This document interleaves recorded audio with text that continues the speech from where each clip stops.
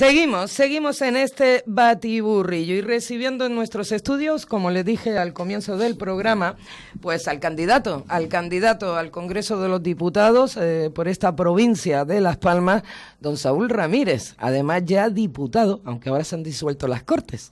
Exdiputado, candidato de Ciudadanos, que si no, los oyentes decir que es el candidato único y exclusivo, no, hay otros, pero vamos, yo defiendo el proyecto de Ciudadanos. Exacto, y de hecho al que te sigue en la lista, David Morales, ya lo tuvimos aquí hace una semana, creo recordar. Presidente de la sociedad civil, una persona muy preparada. Exacto. Y de verdad que es un placer compartir lista con gente que viene de la sociedad civil, que conoce la problemática del día a día, los que sufrimos, los que hemos trabajado para empresas, los que hemos tenido negocios y empresas, los que sabemos lo que es levantarse cada día para levantar el cierre del negocio y que al final de mes pues hay que pagar los boletines, los impuestos, eso que sufren los autónomos y los emprendedores. Precisamente Ciudadanos, y ahora vamos a hablar de eso, Ciudadanos lleva una propuesta muy interesante para los autónomos, y esa que me toca a mí también de cerquita, y a muchos de los que nos puedan oír.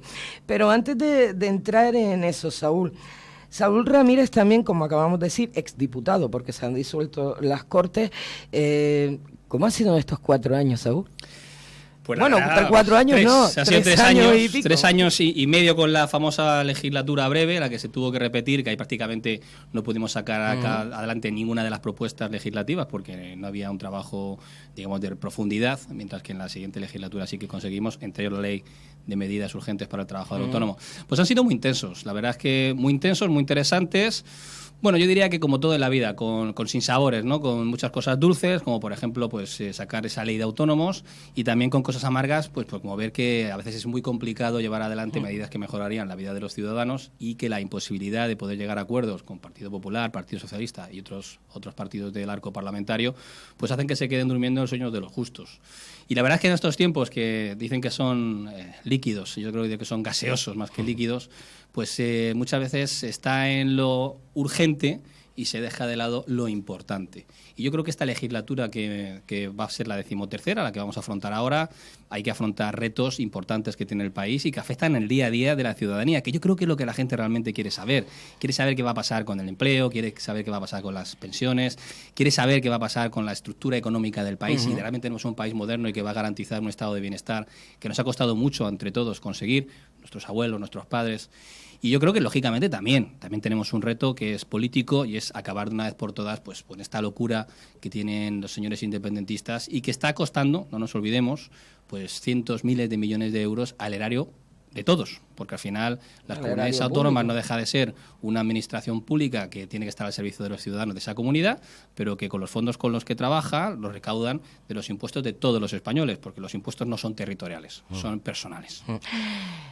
Acabas de nombrar Cataluña, ¿vale? No se está hablando demasiado en esta campaña precisamente de Cataluña. Oiremos a estos candidatos, en este caso Albert Rivera, dejar de hablar un poquito o más de lado Cataluña.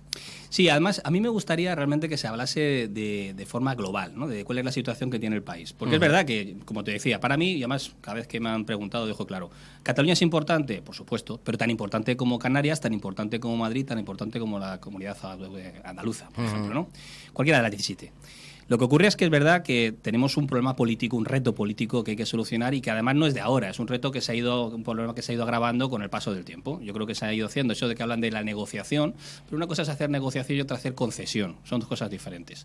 Y esto lleva provocado, lógicamente, cuando tenemos unos recursos limitados, pues que se retraigan de otras partidas que tienen que ser repartidas de forma solidaria para todos los territorios, y que puede provocar, pues lógicamente, que se quede dinero que iba a llegar para Canarias y que no llegue. Eso por un lado. Pero para mí lo más importante, insisto, es empezar a afrontar los retos, los problemas que tiene el país, por ejemplo, en el empleo, por ejemplo, en las pensiones, por ejemplo, en la natalidad. Todos esos elementos que realmente son los que conforman el estado de bienestar, y que yo creo que es lo que le preocupa a la ciudadanía. De hecho, yo no he visto a nadie salir aquí en Canarias manifestándose a ver qué pasa en Cataluña, y sí he visto manifestaciones pues en favor de unas pensiones dignas, sostenibles, de calidad, para los que están ahora y los que las queremos recibir en el futuro. Sí que he visto salir manifestaciones y quejarse y preocuparse por qué pasa con los salarios, por un empleo de calidad, por un empleo digno, qué pasa con la empleabilidad, qué pasa con los miles de millones que se invierten en políticas activas de empleo y que no se invierten de forma óptima, de forma eficiente. Al comienzo de la entrevista precisamente te pregunté por los autónomos. ¿Qué tipo de medidas? Porque es verdad que no se terminaron de llevar a cabo ni terminar de aprobarse por lo que ocurrió. Vamos, prácticamente ya no dio más que tiempo. ¿Mantienen las mismas medidas o en este tiempo también Ciudadanos, digamos, que ha madurado y con la sociedad española quiere implantar? Yo creo que cada año que pasa uno tiene que, no que madurar, que también, sino que evolucionar. Evolucionar además con las necesidades que tiene el colectivo. Es verdad que la primera ley que sacó Ciudadanos en el Congreso, que fue de las primeras que salió en la legislatura, fue la Ley de Medidas Urgentes para el Trabajador Autónomo. Era una ley que realmente solucionaba problemas históricos que se habían producido, requisitos y requerimientos históricos que se habían puesto encima de la mesa por parte del colectivo de autónomos, como por ejemplo que se incluyera el accidente in itinere, que se pudiese eliminar las trabas administrativas y burocráticas que se estaban produciendo en las altas y las bajas, que tuviesen acción inmediata en el mismo día, porque lo que no sabrán muchos de nuestros oyentes es que cuando un autónomo se va de alta el día 16, le cobraban todo el mes. Y solo había trabajado 14 días, ¿no? Pues lo mismo pasaba, y las bases de cotización, que se pudiesen modificar hasta 4 veces, donde uno va adaptando en función de la cotización del trabajo que va a tener ese día. Por ejemplo, un pintor que tiene un trabajo en 7 meses, no es lógico que tenga una cotización alta cuando no ha tenido ni siquiera trabajo, y además sabiéndolo y pudiendo prever, ¿no? Todos esos elementos estaban incluidos. Pero claro, nos quedaba por delante pues todas las medidas de conciliación, el paro real, un paro de autónomos, porque me parece increíble, y esto, cuando uno habla de autónomos, también se tiene que recordar que hay un autónomo societario, y pasaban cosas como que, por ejemplo, una cafetería, un empresario, un autónomo en este caso, que tenía 3 trabajadores, la cafetería, el negocio va mal, y hablo de una cafetería como podemos hablar de una tienda de revistas o un ultramarinos, cierra el negocio, todos sus empleados tenían un subsidio de desempleo, obviamente, una prestación por desempleo, y él, sin embargo, no tenía nada. Se quedaba en la absoluta ruina, a pesar de haber cotizado al mismo nivel que sus trabajadores, de haber pagado las pensiones a sus trabajadores. Todo ese tipo de elementos los llevamos incluidos en la nueva, queremos que sea la nueva ley de autónomos para la próxima legislatura. Y, por supuesto, la conciliación familiar. Queremos hacer extensible la tarifa plana a 2 años. Si una tarifa plana a 1 año, la queremos hacer a 2 años para los nuevos autónomos, para los nuevos emprendedores, para facilitar que haya una creación de empresa, que haya una creación de riqueza y, por lo tanto, una creación de empleo. Es verdad que esta mañana no la han copiado, por cierto, el Partido Socialista y el Partido Popular. Estoy encantado. Han descubierto los autónomos gracias a Ciudadanos. El otro día, porque yo tengo la mala costumbre de leerme los programas políticos de todos los partidos. Y entonces ahora uno se lo pasa muy bien. Eso es buena costumbre, hombre. Sí, bueno, yo digo que es mala porque la verdad es que yo creo que no la hace casi nadie. Algún friki como yo de política y poco más, ¿no? Ya me gustaría que lo hicieran todos los ciudadanos, que sería además un ejercicio muy interesante de responsabilidad, sobre todo con su voto, pero también para saber y para que pudiesen confirmar quién cumple como ciudadanos y quién incumple de manera sistemática. Bueno, pues me pareció muy curioso ver que los dos, tanto el Partido Popular como el Partido Socialista, llevan la extensión de la tarifa plana a 2 años. Algo maravilloso. Me parece fantástico que hayan descubierto los autónomos gracias a Ciudadanos, pero está muy bien que lo descubran. Un punto en el que en un momento dado entonces se podrían poner de acuerdo. Sí, pero fíjate, cuando estuvimos trabajando en la ponencia de la ley, no quisieron extenderla. Ni el PP ni el PSOE. Pusieron todas las cortapisas, todos los problemas, que no había fondos, que era costaba un montón. Era increíble. Tanto mi compañero Sergio del Campo como yo estuvimos trabajando con todo el ahínco para conseguirlo. Y ellos no quisieron. Ahora lo llevan en el programa. Fantástico. Han aprendido, han evolucionado. Me alegro mucho por ellos. Y luego, cuando tenemos claramente que uno de los problemas principales, y yo sí que lo digo que es un problema, no un reto, un problemón que tiene el país, es la baja natalidad. Hay que poner medidas de una vez por todas de conciliación y de incentivo a la creación a los nacimientos, a la natalidad. Y, por ejemplo, para los autónomos, lo que hemos establecido es que haya 2 años también de carencia una vez que sean madres y padres los autónomos, porque desde luego tenemos que incentivar en todos los colectivos. Además, en este caso, junto con los autónomos, llevamos la ley de incentivo a las familias en plural, porque luego tenemos algunos partidos que creen que la familia solo es la familia tradicional que se veía en blanco y negro, y en este país, por suerte, pues ha evolucionado y tenemos todo tipo de familias LGTBI, familias que son parejas de hecho, familias monoparentales. Todo ese tipo de familias tendrán un paquete de ayudas que van a hacer básicamente que tengamos las famosas ayudas a las familias numerosas, pasen de solo al 5% de los conjuntos familiares al 60%. Quería hablar con Saúl Ramírez de distintas propuestas, aparte precisamente porque usted ya ha estado en el Congreso de los Diputados y sabe lo que es debatir, sentarse en una mesa de comisión, sabe ya, conoce ya. Vamos a ver, don Saúl, las pensiones durante estos últimos 4 años, los pensionistas continúan, porque o sea que no han parado. Este sábado pasado también tuvieron una manifestación a nivel nacional en distintas localidades de España, incluida aquí Las Palmas de Gran Canaria, y siguen pidiendo que las pensiones, un gran pacto por las pensiones, un pacto que recordemos hace poco se levantaron del Pacto de Toledo después de casi 2 años. Sí, negociando. Ya le digo, negociando. Y trabajando. Y trabajando. Yo le aseguro que seguramente una de las comisiones donde más horas de trabajo hemos tenido los que nos hemos dedicado a esa área ha sido la Comisión del Pacto de Toledo. Hay que reconocer que el Pacto de Toledo, hay que recordar que el Pacto de Toledo surge con la necesidad de que tengamos unas pensiones sostenibles y dignas y que no se utilice como elemento político, como elemento de campaña. Porque además nos afecta a todos. O sea, todos queremos tener una pensión pública cuando nos llegue la edad. A nosotros nos faltan unos poquitos añitos todavía. Pero no va a llegar. Pero los que están ahora mismo percibiendo una pensión tienen que tener una pensión digna, una pensión además que se revalorice con en este caso con el IPC, para que no haya una pérdida de poder adquisitivo. Bueno, pues el último día de la última semana, cuando hemos sacado un dictamen de recomendaciones, un partido, y hay que decir claramente que fue Podemos, se levanta del Pacto de Toledo diciendo que quieren hacer 18 votos particulares. Tradicionalmente, siempre se hace 1 o 2 votos particulares. Hay que recordar que son 22 recomendaciones, 23. Con lo cual, hombre, si uno quiere hacer sobre 23 recomendaciones 18 votos particulares, implica que realmente no está de acuerdo con el pacto. Y automáticamente se sumó otro partido a la hora de dinamitar el Pacto Nacional, el Pacto de Toledo, que fue el Partido Popular. Es una pena, porque de luego las recomendaciones en lo que iban es precisamente en garantizar la sostenibilidad y la revalorización de unas pensiones presentes y futuras. Porque hay que recordar que nuestro sistema, que es un sistema de redistribución, de capitalización y de contribución, es un sistema que básicamente es un pacto intergeneracional. Es decir, los jóvenes de hoy estamos pagando las pensiones de los que la están percibiendo, con el acuerdo, con la connivencia de que en el futuro, cuando nosotros seamos los perceptores, pues los jóvenes de ese momento estén pagando nuestras pensiones. Bueno, pues nos hemos encontrado que después de estar horas y horas y horas de asistencia, de comparecencia de distintos expertos en el ámbito nacional e internacional sobre modelos comparados de pensiones, cuando ya teníamos las recomendaciones prácticamente pactadas, entendíamos que cada partido iba a establecer un voto, 2 particulares sobre elementos muy concretos. Podemos y el Partido Popular, principalmente Podemos, hay que dejarlo claro también para no faltar a la verdad, revientan el Pacto de Nacional del Toledo y ahora lo que están haciendo pues es mentir a nuestros pensionistas, decir que ellos quieren una pensión de 1.080, decir que no hay ningún problema, que esto es fantástico, que es sostenible y que no pasa nada y no hay ningún problema. Mire, yo lo que sí me gustaría para decirle a nuestros pensionistas es que nuestras pensiones públicas están garantizadas, es verdad, pero que hay que hacer, lógicamente, políticas que estén orientadas a esa sostenibilidad.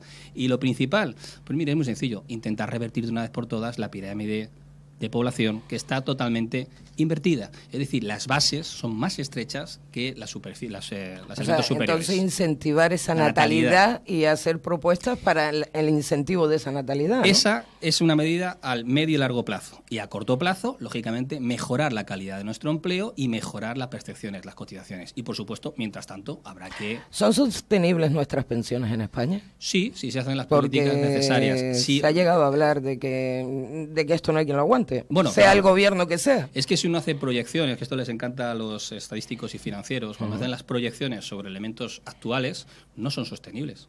Claro, si no nacen niños, si la base de la pirámide desaparece, pues como cualquier edificio, si usted quita los cimientos, ¿qué ocurre?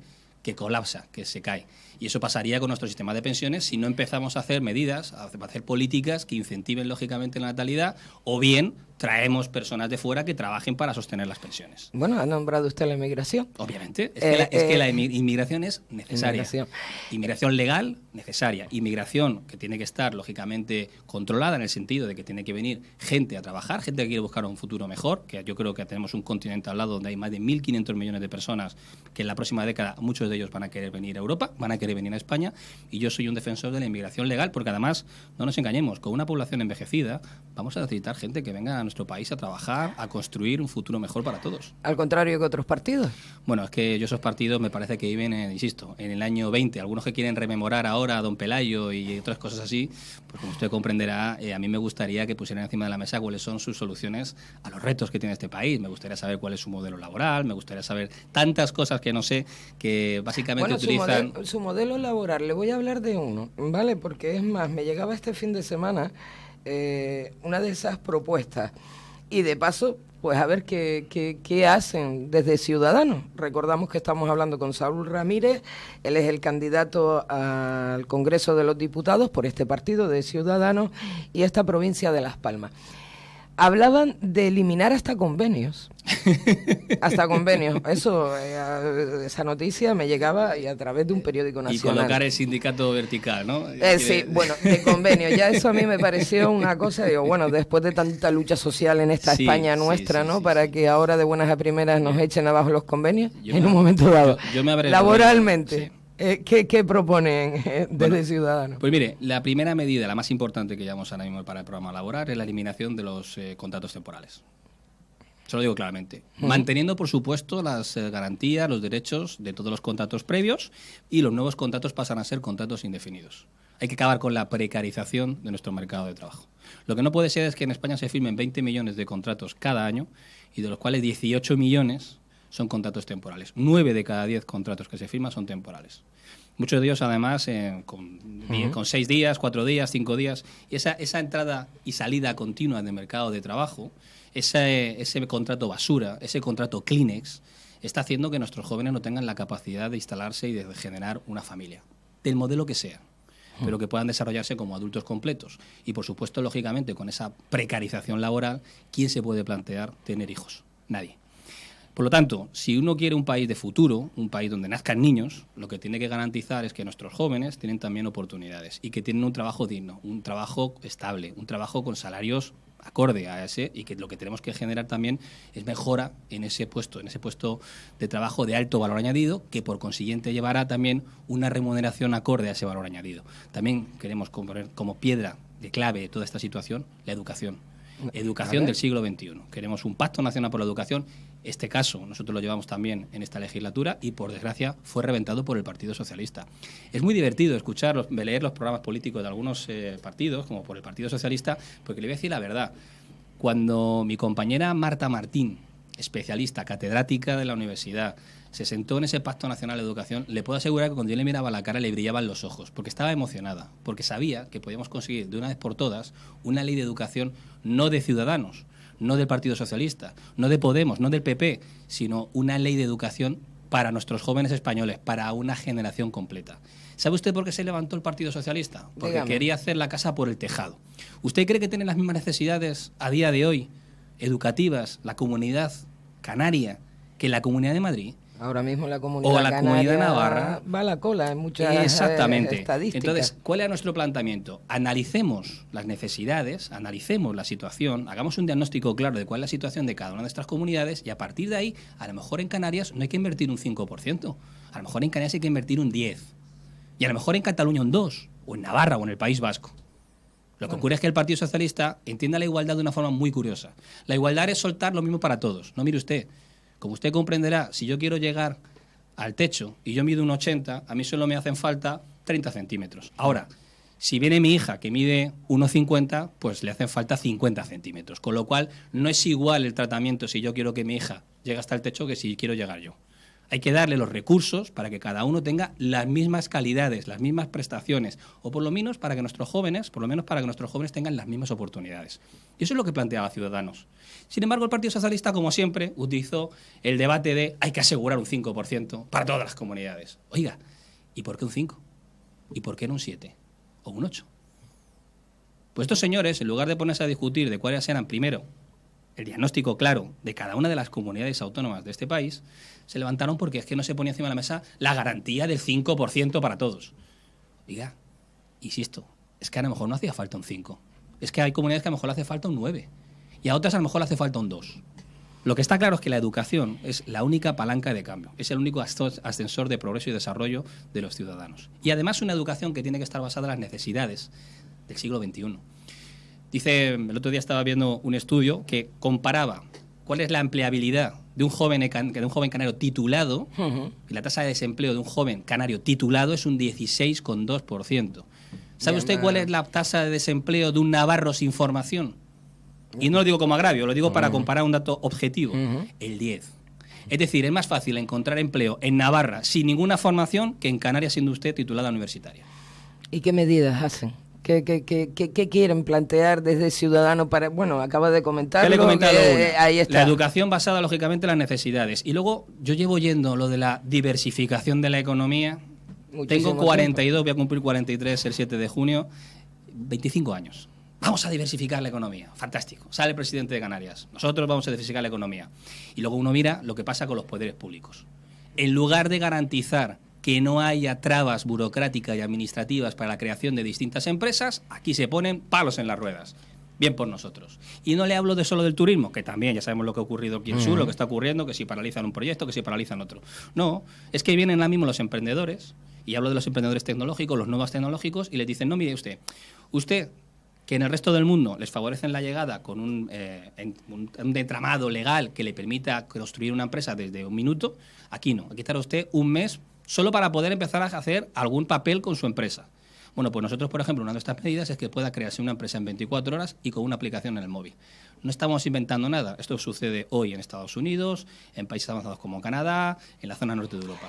Canarias, con este régimen económico fiscal que tenemos, no tendría posibilidad, y a lo mejor lanzo también yo al gobierno central, ¿no tendría de posibilidad de esa diversificación de la economía ser un atractivo para, no sé, para grandes empresas? Claro, es que precisamente cuando ¿Cómo es que nadie da ese puntito a favor a Canarias? Le voy a poner un ejemplo claro.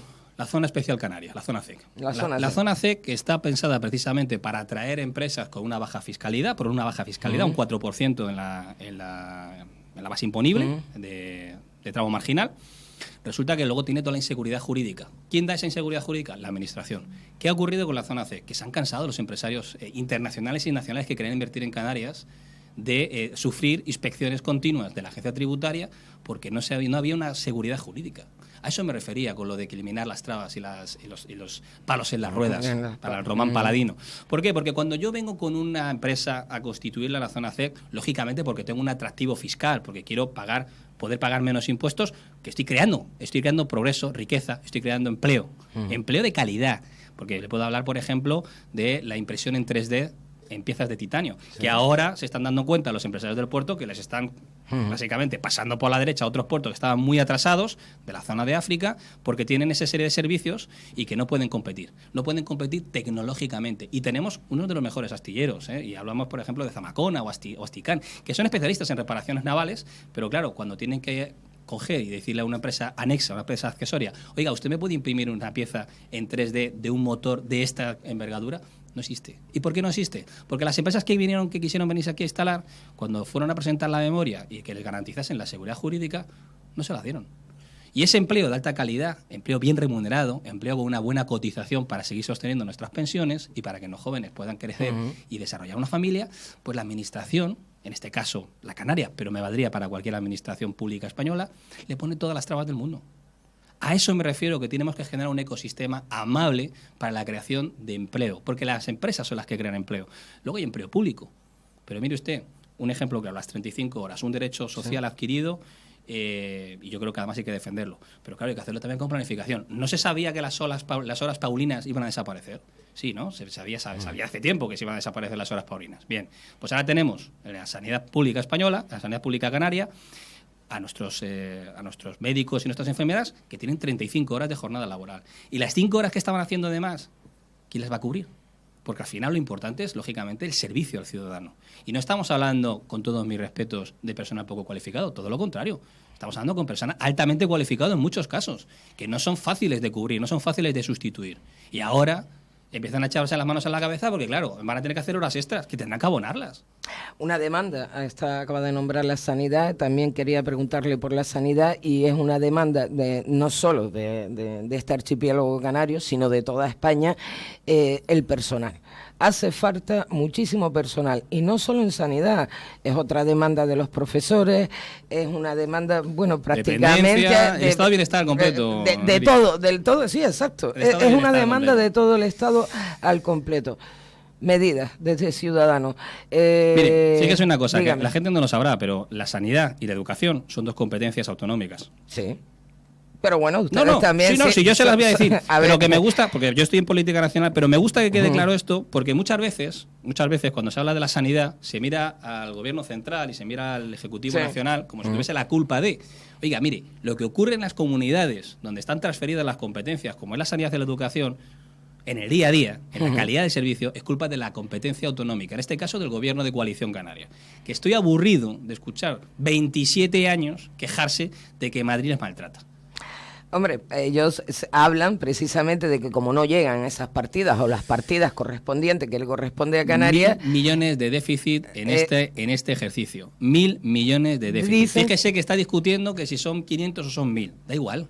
¿Usted se cree que Canarias puede permitirse no gastar, no invertir un solo euro de los que hemos conseguido todos los diputados nacionales en ese REF, en ese estatuto, en esos presupuestos generales del Estado, y la incapacidad de gestión de Coalición Canaria, que como decía antes de la diversificación de la economía, llevan 27 años hablando de diversificar la economía, pero siguen apostando por lo mismo, por el sol y la playa, que está muy bien, pero mire, ahora se está empezando a preocupar porque ya se han recuperado los destinos que nos habían prestado esos 4 o 5 millones de turistas que eran ajenos a la cifra normal de nuestras infraestructuras, como era Túnez, como era Egipto, como era Turquía, y ahora vuelven a sus destinos tradicionales. Ahora los turoperadores vuelven a coger la manguera de turistas y vuelven a apostar por turismo, por esos destinos que para ellos son más rentables. ¿Qué hemos hecho nosotros en las épocas de bonanza? Nada. ¿Dónde está la diversificación de la economía por parte del Gobierno de Canarias? En ningún sitio. Pero por parte del Gobierno Nacional tampoco, se lo tengo que reconocer. La sanidad. Bueno, lo primero de todo es hacer una evaluación completa de la sanidad. Ya le digo yo, que conozco muy bien la sanidad pública, porque como usted sabe, he desempeñado distintos puestos dentro de la empresa privada, pero al servicio de la sanidad pública, que tenemos un problema básico y es que los medios humanos no son sustituibles. Un cirujano ortopédico y traumatológico no se crea de la noche a la mañana. Requiere 6 años de formación en medicina, más otros 5 de MIR, más luego toda la curva de aprendizaje. Un hemodinamista, un cardiólogo hemodinamista, de los que nos colocan los stent, para que lo sepan, son los que cuando le dan un infarto y luego tienen que hacer una prueba diagnóstica o bien directamente una prueba para introducirle un stent y que pueda seguir el flujo sanguíneo hacia las arterias coronarias, no se crea de la noche a la mañana. Son 6 años de medicina, un MIR, 5 años de cardiología y luego se tienen que especializar en hemodinámica. No es nada sencillo. Estamos hablando de que para formar un profesional de esa categoría, de esa valía, mínimo son 12, 13 años. ¿Qué habría que haber hecho? Planificar. Porque los datos se conocen. Yo sé cuántos hemodinamistas tengo, yo sé cuántos cirujanos ortopédicos tengo, yo sé cuántos dermatólogos, oncólogos, hematólogos, etcétera, etcétera, tengo. ¿Hemos hecho una preparación? ¿Hemos pedido más números clausus? No. ¿Tenemos en nuestras universidades capacidad de asumir más números clausus? Sí. ¿Por qué no se ha solicitado por parte del Gobierno de Canarias? Es una buena pregunta. Dígame usted. A ver, porque son incapaces de gestionar. Son incapaces de gestionar. Se lo digo claramente, son incapaces de haber tenido un diagnóstico claro, pero el diagnóstico lo conocen. Y le voy a decir una cosa. Tengo cierta afinidad con el actual consejero. Me parece una persona muy valiosa, una persona que sabe muy bien lo que tiene entre manos, pero claro, exigirle a una persona que lleva, como quien dice, 2 años en el puesto que solucione lo que se ha producido en los últimos 25, me parece una irresponsabilidad. Eso sí, le digo, seremos muy vigilantes porque entendemos que la sanidad es una de las prioridades del estado de bienestar. Números clausus para mejorar y si no, tenemos que importar, mano de obra cualificada. Necesitamos médicos. Oiga, haga usted una oferta de empleo que sea atractiva, que hable de la carrera profesional para la medicina. No. ¿Sabe usted cuánto se ha tardado en hacer la última OPE? La anterior OPE, que ha sido de hace 2 años, que está recurrida, porque luego ha habido muchas irregularidades, muchos problemas, pero es que llevaban 12 años sin haber sacado una oferta pública de empleo para sanidad. ¿Qué le voy a contar de la educación, que todavía estamos arrastrando los últimos coletazos de los interinos y la oferta pública de empleo en educación? Es decir, ha habido una dejadez, una desidia, una falta de una capacidad y una incapacidad de gestión básica de poder de verdad desarrollar las competencias que tiene asumida la comunidad.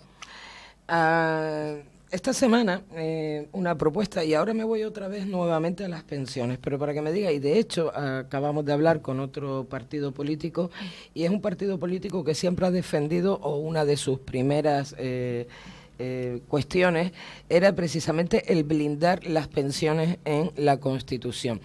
Esta semana el Partido Socialista, en el día de ayer veíamos la intervención de Sánchez aquí en esta isla de Gran Canaria y hablaba también del blindaje de las pensiones en la Constitución.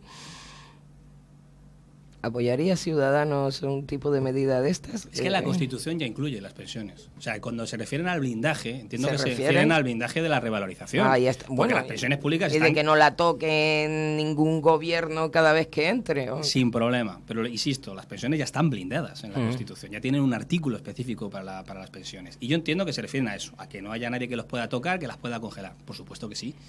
Por supuesto que sí. Pero ¿qué le parece si eso se hace en el seno del Pacto de Toledo, que es precisamente bueno, para lo que estábamos nació. hablando. Lo que parece increíble es que nos hayamos traído al año 85 para más cosas, también para algunos que quieren volver a la ley del aborto del 85, que es una locura, que estaba totalmente, por suerte, desfasada y que la hemos sobrepasado con creces, ¿no? Pero mire, es que el Pacto de Toledo nace precisamente para que se tenga que hablar con seriedad, con rigor, con profesionalidad. Saúl, acabas de nombrar también a estos partidos, ¿no? ¿Qué me puedes decir? Porque al fin y al cabo que tú también has estado en Madrid, has estado viviendo durante estos últimos 3 años y poco, pues toda la situación de Cataluña, que a Ciudadanos, en este caso, se le tilde como también parte de esas derechas. ¿Cómo lo ven ustedes? Vamos a ver. Bueno, yo lo tengo muy claro. ¿Dónde queda Ciudadanos? Cuenta. Bueno, Ciudadanos queda donde ha estado siempre, que es en el centro. Somos un partido de centro, progresista, liberal, moderado, y cualquiera que conozca a cualquiera persona de Ciudadanos, en mi caso, quien me conozca a mí, sabe que yo de derechas no tengo nada. Y es verdad que a mí esto me recuerda mucho a la campaña de 2015. Lo que pasa es que es verdad que en este caso hemos dejado claro que con el señor Sánchez no vamos a poder pactar. Entonces, esto les ha dado el argumento fácil para decir las derechas. Algunas hablan de trifálicos, ¿no? A mí me sorprende que una ministra hable de trifálicos. Y entiendo que se referiría más a la tricefalia, ¿no? Más que la trifalia. Pero bueno, oye, le dejamos a la ministra Delgado, que últimamente tiene algunos lapsus lingüe y nos puede pasar a todos. Nos pasa, de hecho, a todos, ¿no? Y luego, cuando uno escucha lo del Partido Popular, dice claramente que nosotros vamos a pactar con el PSOE, que somos de izquierdas. Claro, si la derecha nos pone en la izquierda y la izquierda nos pone en la derecha, implica que estamos en el centro, que es donde hemos estado siempre y donde me siento muy cómodo, tanto yo como todos mis compañeros. En cualquier caso, yo insisto que este eje de coordenadas izquierda-derecha está muy desfasado, ¿eh? O sea, porque ya en Europa nadie habla de la izquierda y la derecha. En Europa se habla de socialistas, de conservadores y de liberales y de populistas. Fíjese, y ahí hay que incluir a 2 partidos ahora. Teníamos uno en el 2015, un populismo de lo que algunos llamarían de izquierdas, y ahora tenemos un populismo de derechas. Pero al final son populistas. ¿Por qué? Porque basan todo en ideas fáciles para problemas complejos. Oye, ¿cómo solucionamos, por un lado, ¿no? ¿Cómo solucionamos el problema del empleo? Pues ponemos el salario mínimo en 3.000 euros. Pues ya está, solucionado. Mañana, por Real Decreto, salario mínimo 3.000 euros. Bueno, pero eso... Solucionado. No, ya sabemos que no, que luego hay una cosa que se llama productividad, entonces llegará el pequeñito empresario, porque claro, luego hablan de empresario, luego mienten, ¿no? Yo sí digo lo mismo. Oiga, no mientan, porque claro, el problema es que cuando uno conoce un poco el entramado de la estructura económica de este país, pues sabe que grandes empresas hay 4. El 90 y tantos % de las empresas en España, el 98,9%, son pequeñas y medianas empresas. Y si hablamos de la gran grueso, el 90% son microempresas, es decir, empresas que tienen menos de 5 trabajadores. A estas personas, si usted le mete un salario mínimo de 3.000 euros, difícilmente van a subsistir. ¿Por qué? Porque si no se genera, si no hay una productividad que cubra los costes salariales, al pequeño empresario no le queda más remedio que prescindir del personal. Con lo cual, soluciones fáciles no existen. Y luego, hombre, ahora tenemos al populismo nuevo, el verde, estos que quieren hacer la reconquista y que lo solucionan todo pues a base de, pues eso, de ideas felices. Oye, que tenemos un problema con la inmigración ilegal. Pues ponemos un muro. ¿A quién le suena? A mí me suena a Trump. Pero oye, está claro que si cuando uno tiene a Steve Bannon de asesor, pues pasan estas cosas. Entonces, cuando comparte asesor con Donald Trump... ¿Sabe lo que pasa, Saúl? Yo en un momento dado, y por aquí pasan muchísimos partidos políticos por esta casa, y escucho todas y cada una de las propuestas que ustedes nos transmiten. Pero, ¿cómo llegamos? ¿Cómo hacen partidos, yo creo que serios, responsables con sus propuestas, como ustedes, por ejemplo, porque estamos hablando con Ciudadanos, ¿cómo haces para cambiarle esa idea a la sociedad? O sea, ¿cómo pueden luchar ustedes contra, oigan, que eso, lo que acaba de decir de 3.000 euros, vamos, eso no se lo cree? Ojalá, bueno, acaba de decir eso, seguro que más de un oyente ha puesto el oído. ¿Cómo? A 3.000. Pero, o sea... los españoles que vivimos aquí tenemos una realidad. Es muy complicado, Neri, porque yo entiendo además que es un mensaje muy sencillo. A mí me encantaría decir a los españoles, no se preocupen ustedes. Mañana, pensiones públicas, 3.000 euros mínimo y a partir de ahí para arriba, salarios mínimos 3.000 euros, Es más, pero yo le diría está mintiendo. Claro, pero al final esto se está produciendo en el día a día, solo que con cuentagotas, y la gente no lo va percibiendo. A mí esto me recuerda un poco a la famosa fábula de la rana que la quieren cocinar, y entonces, claro, todo el mundo ponía la olla caliente, y cuando la rana tocaba el agua saltaba corriendo y salía de la olla. Y sin embargo, la pusieron en la olla fría y la pusieron en el fuego poco a poco. Y la fueron cociendo a fuego suave hasta que cuando la rana se dio cuenta, pues estaba muerta y asada. Pues esto es lo mismo que están haciendo, en este caso, los partidos de índole populismo. Van soltando gotitas que van calando, y cuando se quieren dar cuenta, pues estamos escuchando que hay que tener pistolas y podemos utilizar pistolas en la calle como si esto fuese salvaje. ¿Está marcando el discurso? Sí, obviamente. También, y a mí no me gusta matar al mensajero porque, yo insisto, muchas veces la culpa es también de quien sigue ese mensaje y quien responde, y hay que dejarlo pues como lo que es, una ocurrencia más, como muchas que hemos escuchado a lo largo de la historia, ¿no? Pero es verdad que están ahora mismo poniendo la agenda, pero también por lo novedoso. Yo creo que también, no nos engañemos, y también es culpa de los partidos tradicionales, especialmente del bipartidismo, pero es verdad que ya tanto tenemos que meternos nosotros también parte de la culpa, porque no hemos sido capaces de hacerle entender a la gente que este tipo de ideas maravillosas, mágicas, que con una pincelada, con un real decreto, con un BOE, se puede solucionar un reto, un problema serio, no son reales, y no hemos sabido transmitírselo. Y luego la gente está harta de las promesas incumplidas, y yo lo entiendo. Yo estoy harto de las promesas incumplidas que he tenido durante toda mi vida con el Partido Popular y con el Partido Socialista. Claro. Entonces, eso genera una desidia, una dejadez, una desafección con la política que le da igual. Bueno, si esto también incumplen, da igual, total. Esto también engañan, no cumplen. Yo entiendo que la gente al final, ese es el argumento que dicen. Bueno, sí, a ver, es una idea feliz. Estarán diciendo a muchos, ¿no?, cuando escuchen ahora. Bueno, este chico dice, o este señor dice que esto es una idea feliz, pero bueno, también han incumplido el Partido Popular y el Partido Socialista. Tienen razón.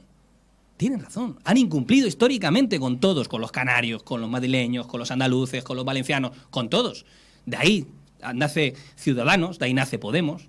De la desidia, de la dejadez, de la desafección de la gente, de la sociedad civil, que tenemos que dar un paso adelante y decir, señores, esta clase política no me representa.